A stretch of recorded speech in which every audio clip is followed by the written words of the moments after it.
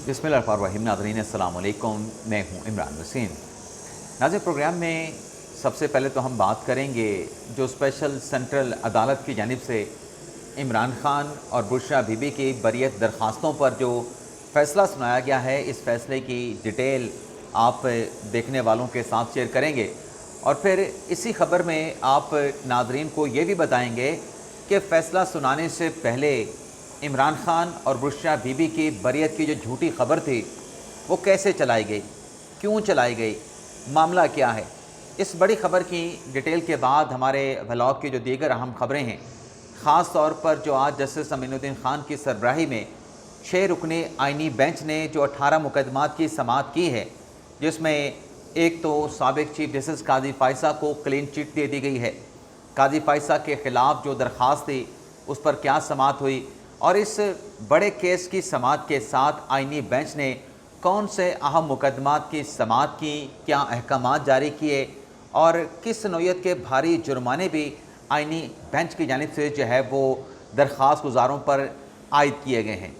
तो प्रोग्राम का आगाज़ करने से पहले आप नाज़रीन से चैनल सब्सक्रिप्शन की दरख्वास्त करेंगे कि जिन देखने वालों की तरफ से अभी तक हमारे चैनल को सब्सक्राइब नहीं किया गया,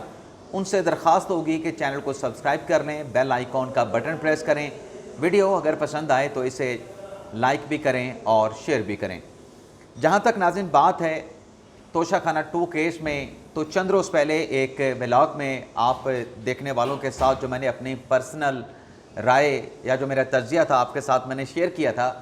कि इस्लामाबाद हाई कोर्ट ने जो तोशाखाना 2 केस में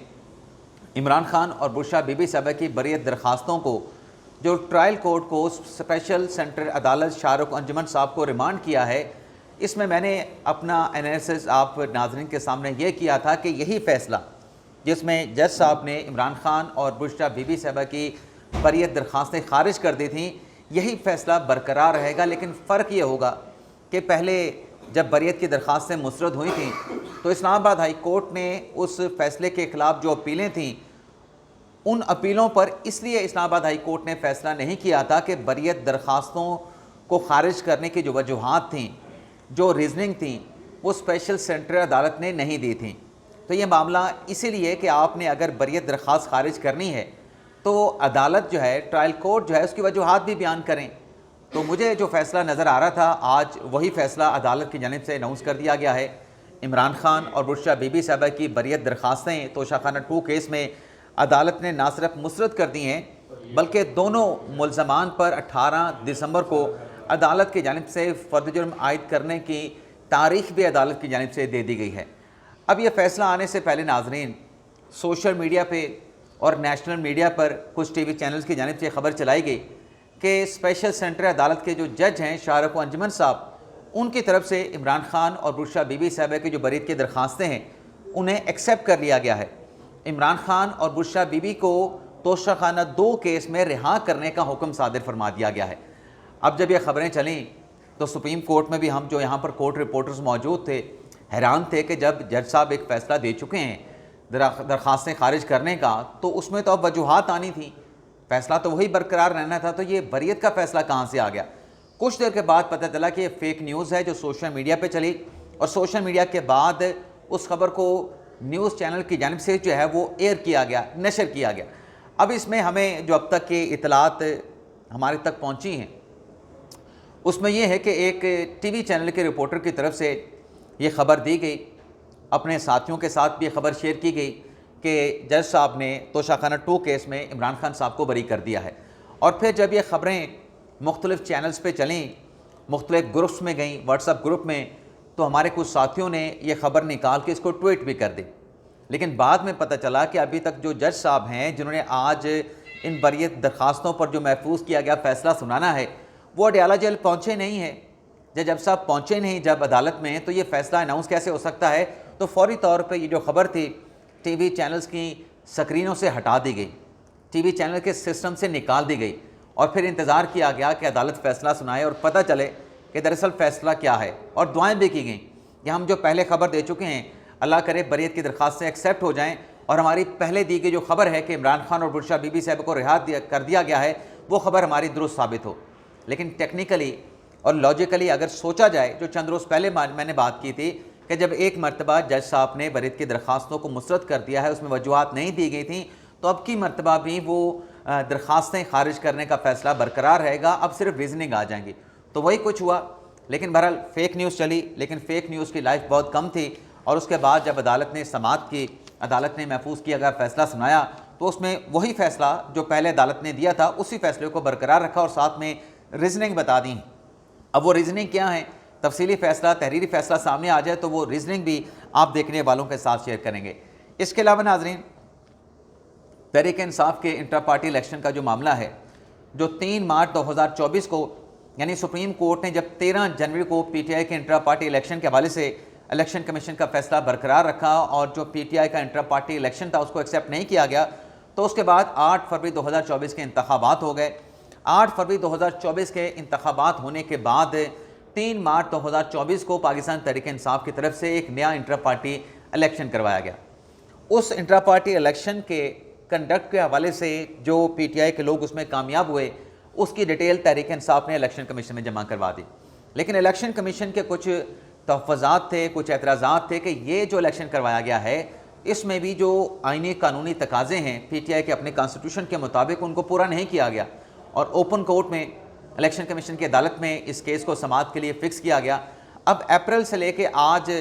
हम नवंबर में बैठे हैं और आज फिर पीटीआई के इंटर पार्टी इलेक्शन केस की समाअत हुई है, लेकिन बैरिस्टर गौहर अली खान साहब तहरीक इंसाफ के चेयरमैन हैं,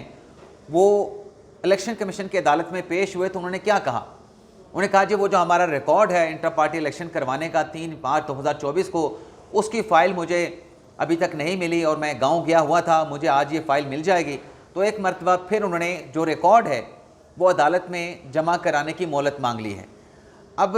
ऐसी इस केस में क्या बात है कि तहरीक इंसाफ इस केस को डिसाइड नहीं करवाना चाहती? पिछले मेरे ख्याल से 5 से 6 समातों में, अगस्त से अगर हम ऑनवर्ड चलें, तो तहरीक इंसाफ इस केस में रिकॉर्ड फाइल करने के लिए तारीख पे तारीख मांग रही है और इलेक्शन कमीशन भी तारीख पे तारीख दे रहा है ताकि ऐसा तासुर ना लिया जाए कि इलेक्शन कमीशन को पीटीआई के इंटर पार्टी इलेक्शन केस का फैसला करने में कोई जल्दी है। तो आज फिर इस केस की जो समाअत है, पीटीआई के चेयरमैन बैरिस्टर गौहर अली खान की जानिब से वक्त मांगने पर, मोहलत मांगने पर जो मुकदमे की समाअत है उसे 4 दिसंबर तक मुलतवी कर दिया गया है। अब नाज़रीन आ जाते हैं, वैसे एक और भी केस है नाज़रीन,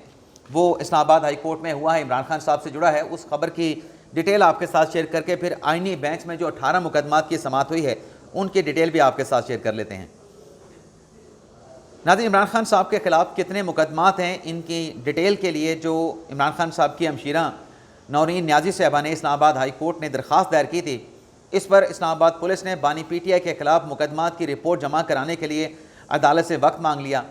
डीएसपी लीगल ने यह इस्तदा की कि हमें कल शाम को ही नोटिस मिला है, इसलिए कुछ वक्त दे दें।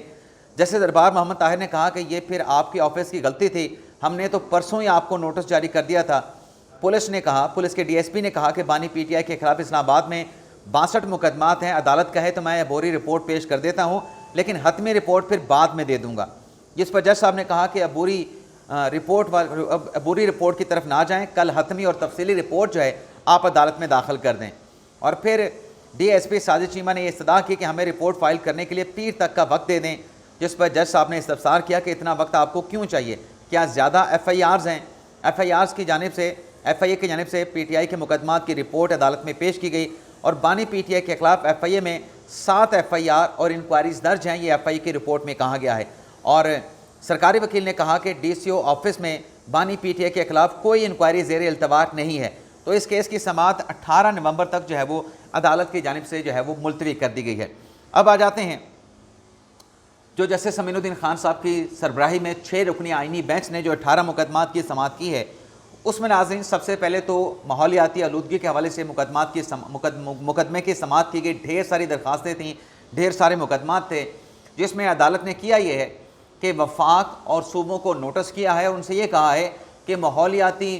जो हैज़र्ड्स हैं, जो मसाइल हैं, उसके ख़ात्मे के लिए वफाक और सूबों ने क्या इक़दाम उठाए हैं, इस हवाले से मुफस्सल रिपोर्ट जो है वो आइंदा समाअत जो कि 3 हफ्तों के बाद होगी, वो रिपोर्ट जो है वो अदालत में जमा करवाई जाए। लेकिन अदालत की जानिब से आज की समाअत में जो स्मोक का हालिया इशू है, लाहौर में स्मोक है, पंजाब में स्मोक है, इस्लामाबाद में स्मोक है, उसका भी जिक्र किया गया। जैसे जमाल खान मंदुखेल ने कहा कि स्मोक आजकल बहुत बड़ा इशू बना हुआ है, ये स्मोक कैसे पैदा हो रही है, इसकी वजूहात क्या हैं और स्मोक के ख़ात्मे का इलाज क्या है, इस पर भी अदालत में रिपोर्ट दी जाए। और अदालत की जानिब से ये भी कहा गया, ख़ास तौर पे जस्टिस मुसर्रत अली साहबा ने कहा कि खैबर पख्तूनख्वा में जाएं, वहाँ पर जाके देखें कि सवात में माल्टों के बागात होते थे, लेकिन वहाँ पर जो हरकतें हुई उसके बाद माल्टे के बागात वहाँ पे ख़त्म हो चुके हैं। बड़ा मशहूर माल्टा था सवात का, अब वहाँ पे आपको बागात नहीं मिलेंगे। और फिर जस्टिस मुसर्रत अली साहबा ने यह भी कहा कि खैबर पख्तूनख्वा में आप जाके देखेंगे, ये जो इन्वायरमेंटल एजेंसी है ये इक़दामात की बात तो कहती है, बताती है कि हमने ये इक़दाम उठाए हैं, फ़लाँ इक़दाम उठाए हैं, लेकिन खैबर पख्तूनख्वा में जाके देखा जाए स्कूल के साथ, बच्चों के स्कूल के साथ मार्बल की फैक्ट्रियाँ लगी हुई हैं, जहाँ से जब मार्बल को काटा जाता है तो उसका जो रेशा है उससे जो धुआं निकलता है या जो माहौलियाती आलूदगी के मसाइल पैदा होते हैं, उस पर तो ये इन्वायरमेंटल एजेंसी के लोग अपने दफातर में बैठे हुए हैं, अपने दफातर से निकलते नहीं। तो ये सब कुछ क्या हो रहा है। इसी तरीके से जस्टिस मोहम्मद अली मज़हर ने, जस्टिस जमाल खान मंदुखेल ने, जस्टिस हसन नज़र रिजवी ने और जस्टिस नईम अख्तर अफ़गान साहब ने कहा कि हाउसिंग सोसाइटियाँ फ़रोग़ पा रही हैं और जो हमारी ज़रख़ेज़ ज़मीन है,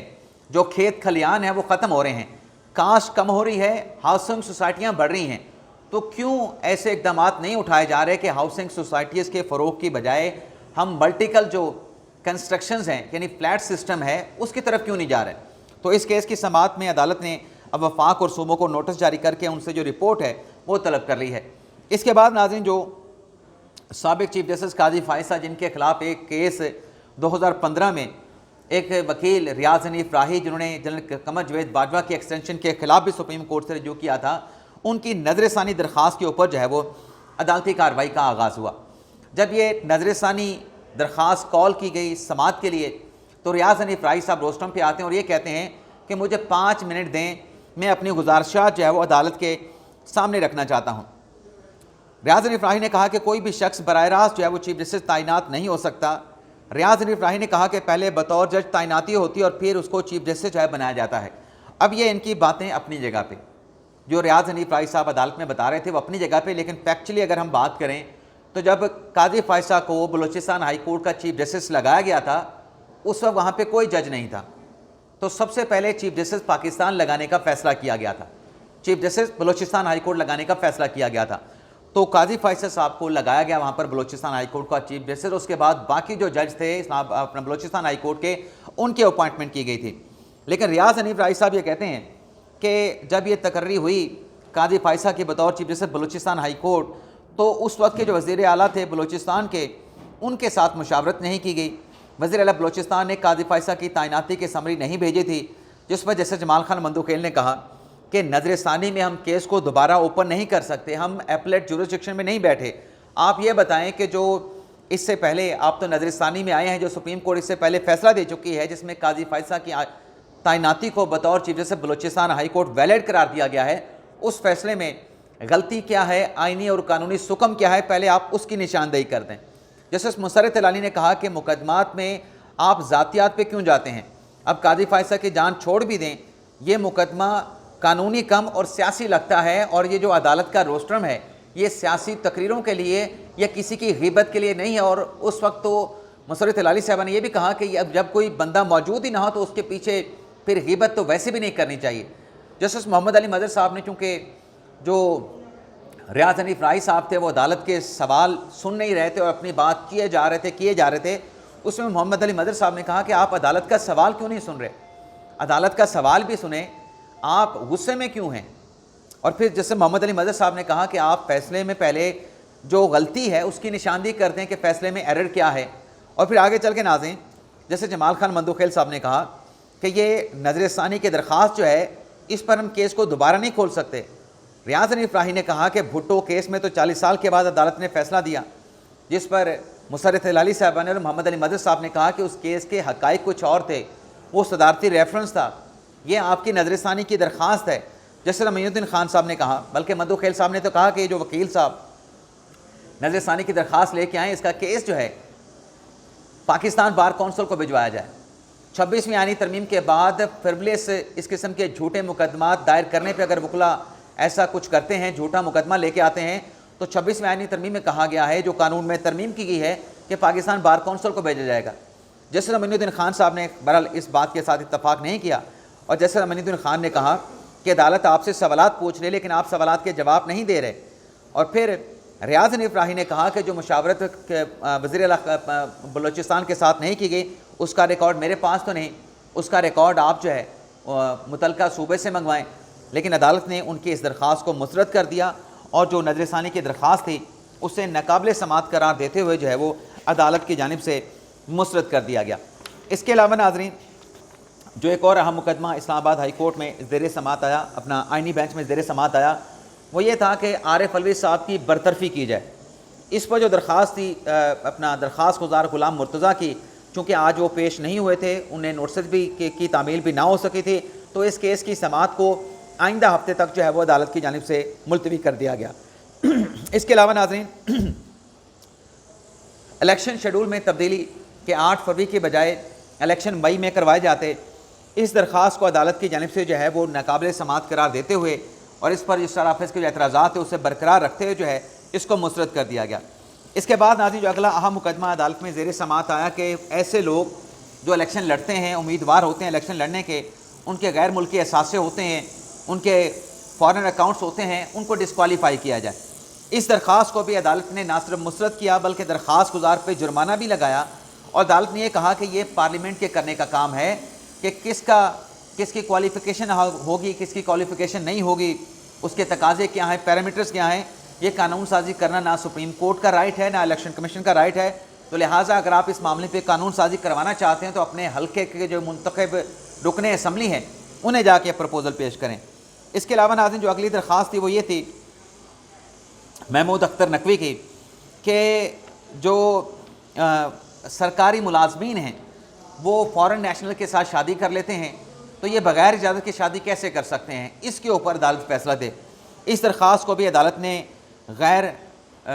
नाकाबिल समाअत करार देते हुए खारिज कर दिया और अदालत ने ये ऑब्जर्वेशन भी दी कि किसी को शादी करने से कैसे रोक सकते हैं, चाहे वो पाकिस्तानी हो चाहे वो गैर मुल्की नेशनल हो, कैसे रोक सकते हैं। क्या कुरान भी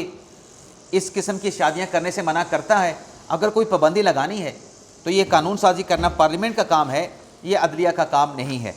तो किस कानून के तहत अदालत इसके ऊपर कोई डायरेक्शन जो है वो जारी कर सकती है? तो 20,000 के जुर्माने के तहत ये दरख्वास्त जो है वो खारिज कर दी गई। मजमूई तौर पे 60,000 के जुर्माने आज आईनी अदालत ने मुख्तलिफ झूठी दरख्वास्तों के ऊपर जो है वो जो एप्लीकेंट्स थे उन पर आयद किए हैं। तो ये नाज़रीन, आज का हमारा वीलॉग, आपसे इजाज़त चाहते हैं। अल्लाह ताला हम सब का हामी नासुर अपनी दुआ में याद रखिएगा।